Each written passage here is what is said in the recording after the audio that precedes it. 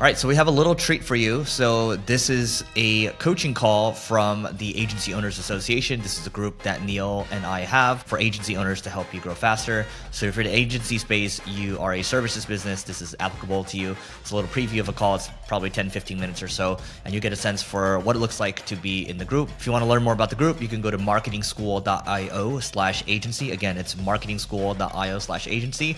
Hope you enjoyed the episode. Austin is away today. He did ask me to facilitate the conversation. We didn't know how many people are going to join.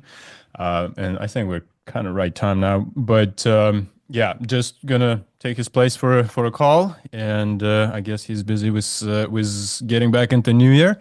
And see where we go with the conversation today. I don't know how many owners of this note takers are going to join us.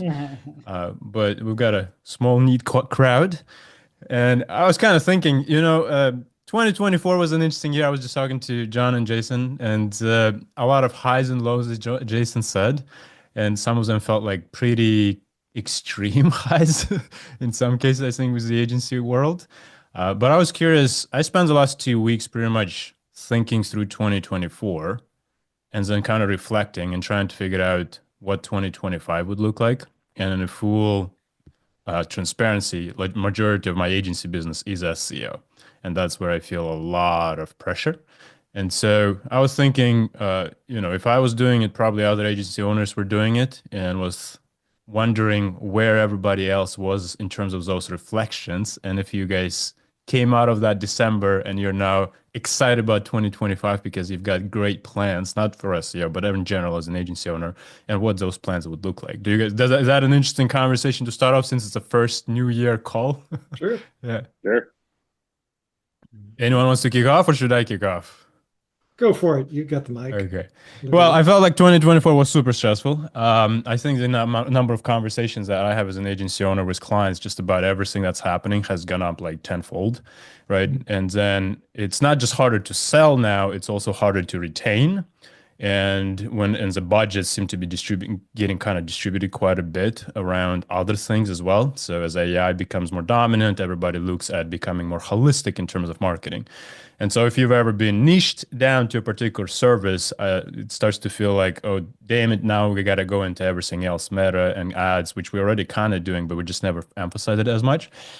And so for me, 2024 was in a way kind of a wake-up call. And I thought to myself, is that 2025, we want to keep clients on the same level, not go too crazy in terms of acquisition, but instead start to focus more. I'm blessed to have a portfolio of businesses, and so focus more on our traditional businesses and kind of take a bit of a back step on the agency, wait it out in terms of 2025 where it settles, and then go into 2026 and see where that goes. But if we're going to put the same effort as we would into agency, we'll probably see much greater returns in our other businesses. And so that's something that we decided on for 2025. Obviously, everybody here is in different situations, but that was something that we had to pivot towards.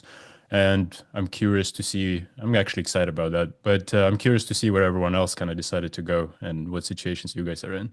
And Scott, when you say other businesses, what do you mean by that? So we have a portfolio about 11 different businesses. So we have health and wellness business. It's healthy six figures. And so we have that business. I have a partnership basically is with the operator. I have additive manufacturing business. I have a partnership 50-50 with a operator there. So what I do is I find great operators, and then I put marketing in place for the business. We do all of the works through my agency, pretty much all the ads, all SEO and everything. It becomes an in-house agency for that case. And then the operator focuses on day-to-day operations. And so we grow that way. So we had a lot of success in the first year, just getting to 100, 120,000. That's never a problem. And where it gets problematic is getting past like 300, 500,000 a year. But that's what we want to focus on this year. So our businesses are very diversified. We have tree removals. We have health and wellness. We have additive manufacturing. We have e-commerce stores. And so about 11 different types, but they're very diversified. Yeah. That makes sense. In different percentages. Yeah. I would tend to agree that I think 2024, I don't know if wake up call is because, I think we all saw this trend coming before 2024, but all of a sudden it just really exploded. And so, I think it's really, we've got a like a pretty healthy pipeline, but I want to be able to, have many multiples of that. And I'm seeing more of the stress on my team from just trying to, because we work with SMBs, so there's like, at any given time we have like thousands of open tasks, and I'm just seeing the team is really kind of struggling to stay on top of everything. So, and in my mind, I'm like, well, we need to 3x our capacity this year, like this year, not over the next several years, this year. And the only way that we're going to do that is through automation, including, application of AI, but also through more automation. So we're really doubling down, I think, for 2025 on just revisiting our tech stack. There's certain things that I'm not going to change. I'm not going to change Asana. That would be way too disruptive. I'm not going to change our accounting system, but I'm sort of looking at everything that plugs into that. And looking at, how can we really automate the process of like from, you're not going to fully automate sales, obviously, but make it more efficient, semi-automate onboarding and get to the point where, our team can be focused more on the creative and on the relationships and then on, kind of overseeing the work. But, what I'm kind of trying to share with my team is even though we don't actually, autonomous AI agents are not quite there yet, but you can do some pretty cool things with other tools and with custom GPTs and all of that. And I'm really looking at, if each one of our team had a couple of, AI sidekicks, Agents. if you will, and so that they could almost be like a, even if you're not a manager, you could be like a mini manager of agents to try to do more of the work. And then how can we just really do every year we always try to streamline our processes again, and I think we really need to double down on that. So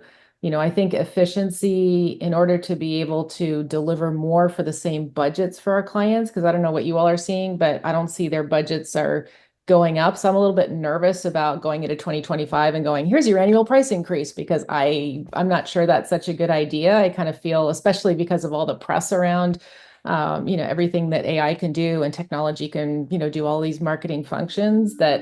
If you're an agency owner looking to break high 7 figures, 8 figures, or even 9 figures, the Agency Owners Association is for you.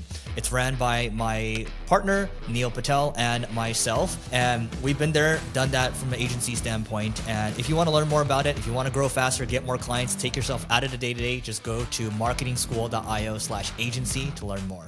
I would rather be able to go to them and say, hey, good news. As your partner, we're actually not going to raise your rates this year. We're even going to deliver more for your budget. Because I think really trying to focus on retention is going to be the name of the game. And so, yeah, retention, efficiency, that's where my mind is at for 2025.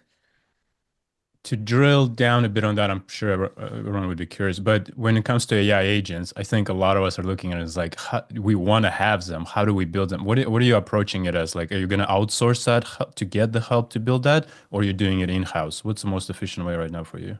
How are you seeing that changing? For me right now, I think it is in-house because I think, by the time, my team understands our work and our processes. And I'm fortunate that I also have somebody on my team who is, pretty AI articulate and has, created apps and done that. So, we're looking at all of our tools and looking at, if integrations don't exist, we're going to build them and, that type of thing to try to drive efficiency. And if it's not the right tool, we'll swap it out. And we are really looking at, AI has become, I don't want to say it's a buzzword, but there's things that AI can do, but then there's things that automation can do. So we're kind of looking at really, upgrading our tech stack more than anything and to include agents. And so when we look at agents, in some cases, it's going to be, something that's embedded in a tool and it might not actually be a pure agent. In other cases, we're really getting very detailed on our custom GPTs. So we're building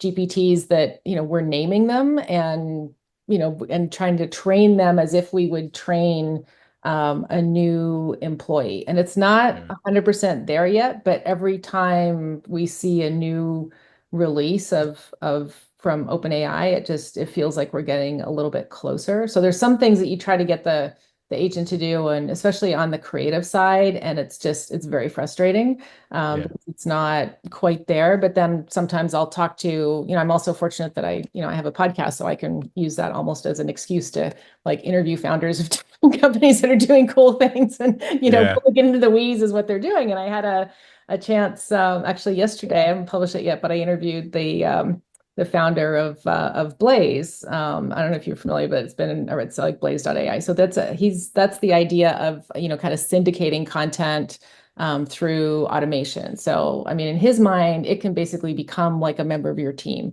So if there's something like that that's on this off the shelf that I can use, then we have within our team, we have kind of a task force we're calling them the AI app testers. And so we have our list of, here's all the things that we're testing, what we're planning to test, and we're thumbs up or thumbs down on it. And will this replace something that's already in our tech stack? So we're kind of going through that process and just reevaluating everything.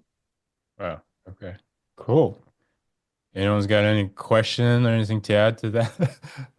No, I think it can be a little overwhelming with the amount of AI kind of opportunities that are out there. I think that's the biggest thing, right? The agents, building agents, and then just using all the different platforms. I think that is just such a task in itself beyond running our agencies and growing them. That's such a big area. Maybe, and there's probably people who are even selling services along those lines out there, but I don't know. I just think that's something that's here that we know that needs to come like at the forefront this year, especially. I feel like a cool opportunity would be as Diane figures out that for her agencies, then she sets it up as a separate service, and she's like, "Hey, agency owners, here's the AI solution There you go. that we can build." You have some customers. You have potential customers here. There's a lot of, what's interesting though is I'm seeing, and you're probably all getting pitched by all sorts of SaaS vendors for everything you can imagine. And every single app out there says that, it's an AI app just because they kind of have to. But I got pitched by somebody whose business is doing virtual headshots. And I looked at that and I'm like, so you're basically just taking, a picture of somebody virtually and then you're removing their background. Like Canva can do that. So it's kind of funny that, there's people that are building different businesses. I had somebody else who was pitching some other business to me, and it was about kind of local referrals. And I asked him about, how he was going to manage his data. He's like, oh, well, maybe you would be willing to do this like with restaurants. I said, well, tell me a little bit more. And so he's describing it.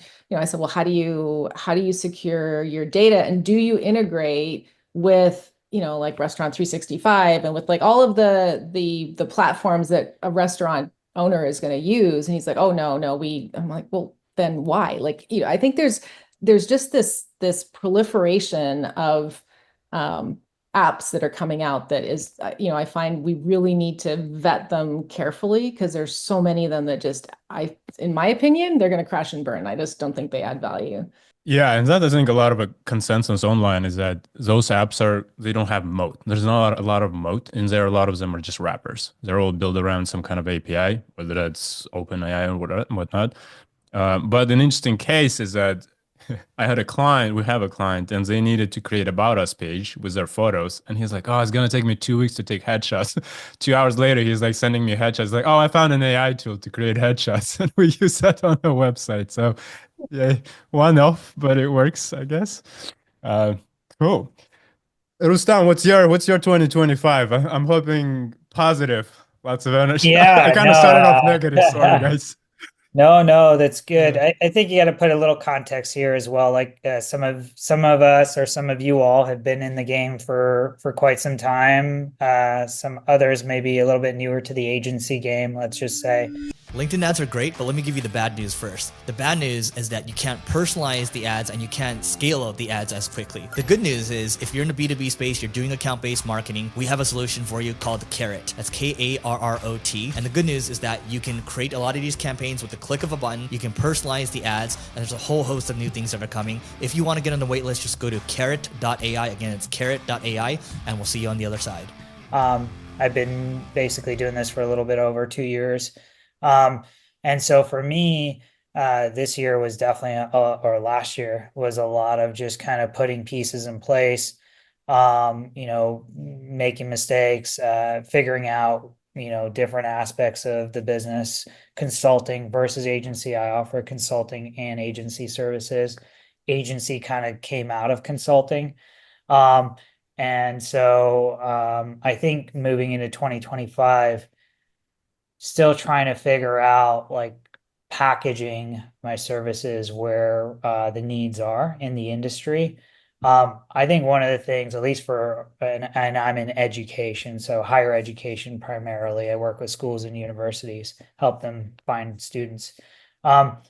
There's definitely consolidation happening in higher ed because of all the options that are out there, and then also the costs of degree and all those other things. But I think the other thing, to me, the big thing is there's a lot of agencies that are been in place for a long time. And for me, my goal is like to figure out how to take away market share from them and come in with something a little unique or different to get my foot in the door, because I do believe, just like I'm sure all you believe, I can do things better. And I've seen it because we've audited a number of these school agencies that have been doing their work, and there are some good ones out there, but some of these larger ones, they're just not doing what we could. And so just trying to figure that out, how to position something differently. Maybe it's a product coming in with a product that could be different, like a student journey product or a customer journey product that could help with conversion rate optimization, that could help with multiple other things. That's where I see the big opportunity in 2025 for me, is to try to figure out how to create something unique other than being better, because I think that claim is out there from everybody. That's where I see the biggest opportunity. Yeah, higher ed is cool. I had someone who pitched me in a way, a partnership in like a year ago, 2 years ago. And I come originally from Kazakhstan, so Central Asia, and a lot of students there look for opportunities to come to North America to study. And so a lot of North American universities love international students due to how much they pay. Yeah, full tuition. But the opportunity was there is that apparently higher eds have agents that they can pay commission per student. And so what those guys were doing is